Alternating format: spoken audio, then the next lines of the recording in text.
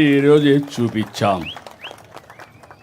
అయితే 1631 రోజులు నేను ఒకటే చెప్తున్నా, చరిత్ర పుటలో మీ చరిత్ర కూడా ఉండాలి, మీ త్యాగాలు కూడా ఉండాలి. ల్యాండ్ పూలింగ్ ఇవ్వడం ప్రపంచంలోనే ఎక్కడా లేని స్ఫూర్తి.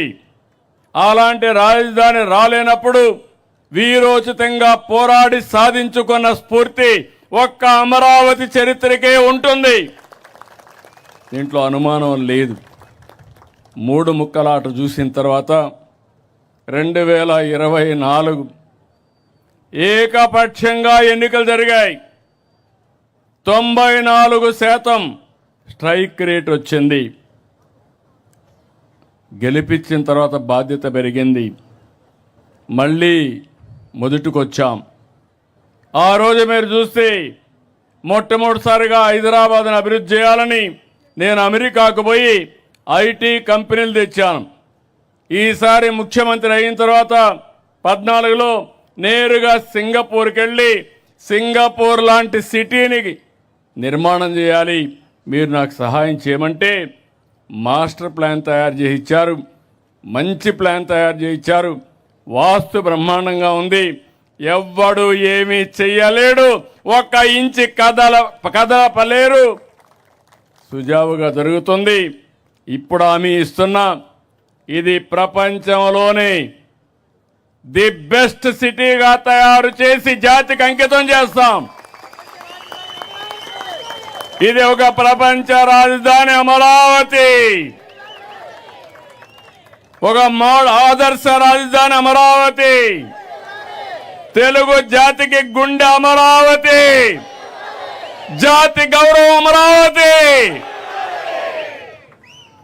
అందుకని మళ్ళీ ప్రధానమంత్రి గారు 2 సార్లు రావడం ఎప్పుడూ చూడరనుకుంటాను. అది కూడా ఒక చరిత్ర.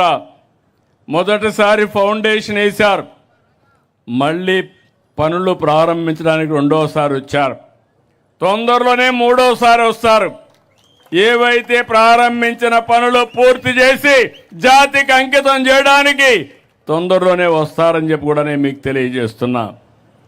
ఇప్పటికి కూడా వైఎస్ఆర్ కాంగ్రెస్ పార్టీకి బుద్ధి రాలా, జ్ఞానోదయం కలగలేదు.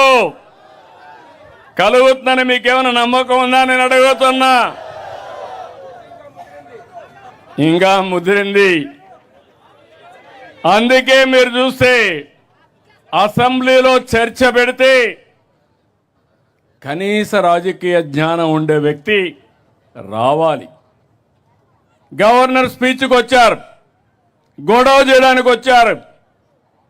అదే సమయంలో నిన్న అమరావతి పైన తీర్మానం పెడతామంటే ఇక్కడికి వచ్చే పరిస్థితిలో లేరు. ఇంకో పక్క మీరు చూస్తే ఢిల్లీలో లోకసభలో రాజ్యసభలో వ్యతిరేకించిన ఏకైక పార్టీ భారతదేశంలో ఏం పార్టీ? అది పేరు చెప్పాలనా? మీరు మర్చిపోవాలి, రాష్ట్ర ప్రజలు మర్చిపోవాలి. పీడ విరగడ కావాలి రాష్ట్రానికి. అలాంటి పార్టీ అది. ఈరోజు కొత్త స్లోగన్ తీసుకున్నాడు, మ్యావిగన్ అంటూ. నాకైతే అర్థం కాల, డిక్షనరీలో కూడా చూసా, ఎక్కడ దొరకలా. బుద్ధి లేని వ్యాఖ్యలు, నవ్వులాట వ్యాఖ్యలు. అంటే ఏంటిది నాకు అర్థం కావడం లేదు. అంటే తెలుగు జాతి ఆత్మగౌరవం పట్టలేదు. దుర్మార్గమైన రాజకీయాలు, నేరాలు ఘోరాలు చేసే ఆలోచనలే. వీళ్ళకు ప్రజల గురించి పట్టింపు లేదు, రాష్ట్ర భవిష్యత్ అంతకంటే లేదు. విధ్వంసాలు చేయడం, విషం చంపడం, ప్రజల్ని భయభ్రాంతులు చేయడం. అమరావతిని చంపాలనుకున్న మీరు ఇంకా బాగుపడే సమస్య లేదని మీ అందరికీ విజ్ఞప్తి చేస్తున్నా. అందుకని బిల్లుపై పార్లమెంట్లో వాకౌట్ చేశారు.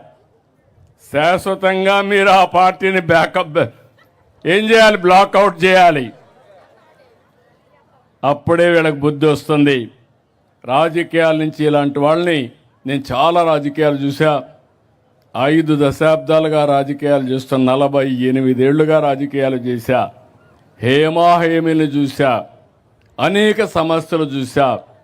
ఇంత చౌకబారు రాజకీయం, ఇంత నీతిమాలిన రాజకీయం నేను ఎప్పుడూ చూడలేదని చెప్పి నేను మీకు అందరికి కూడా విజ్ఞప్తి చేస్తున్నా. అందుకనే ఈరోజు మిమ్మల్ని అందరినీ కోరుతున్నా.